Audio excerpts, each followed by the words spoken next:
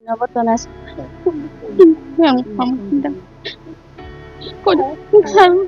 ধন্যবাদ জনাইছো মই কিয়নো ক'বলৈ মই একোৱেই ক'ব নোৱাৰিব। কি ক'ম ক'ব। ছাৰক বহুত ধন্যবাদ। লগতে মুখ্যমন্ত্ৰী মহোদয়লৈ বহুত ধন্যবাদ। তেখেতে অতি সোনকালে এইবিলাক পদক্ষেপ লোৱাৰ কাৰণে আৰু তেখেতে যথেষ্ট কষ্ট কৰিছে। আৰু পাপা ইমান সোনকালে আমাৰ মাজৰ পৰা নাইকিয়া হ'ব বুলি কোনোদিন ভবা নাছিলো। আৰু যে আমি মানে চাৰিটা ল'ৰা ছোৱালী ইমান হেৰিকে ডাঙৰ কৰিলে, তথাপিতো শেষ মুহূৰ্তত পাপাক মানে কি ক'ম এতিয়া, ক'বলৈ একো ভাষা নাইকিয়া হৈছে। ক'লৈ ওলাই গৈছিল? দেউতা সেইদিনা মহ এৰাল দিবলৈ ওলাই গৈছিলে।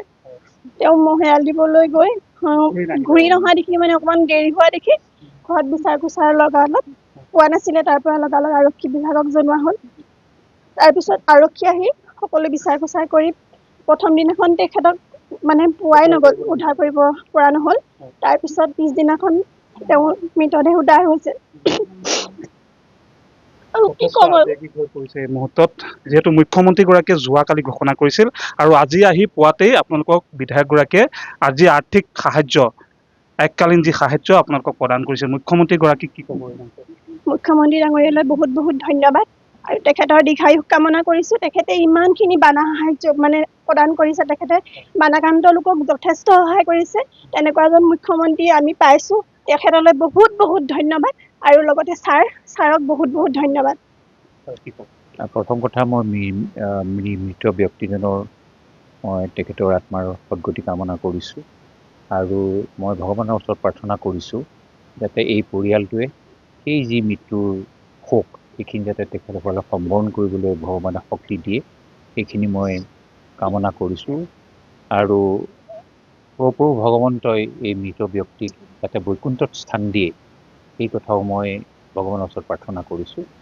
আৰু অসমৰ যশস্বী মুখ্যমন্ত্ৰী হিমন্ত বিশ্ব শৰ্মা ডাঙৰীয়াৰ আদেশ মৰ্মে আমি এই চৰকাৰৰ ফালৰ পৰা যি 4 লাখ টকাৰ চেক আজি মই নিজ হাতেৰে প্ৰদান কৰিলোঁ। আৰু মই আশ্বাস দিম যে আৰু যি য'ত পাবলগীয়া আছে সকলোখিনি দিয়াৰ মই চেষ্টা চলাম। জয়তে অসম চৰকাৰৰ মুখ্যমন্ত্ৰী ডাঙৰীয়াক আমি ধন্যবাদ জ্ঞাপন কৰিছোঁ। বিনোদ শিলৈজাৰী এজন বৰ বৰ কৰ্মী লোক আছিল।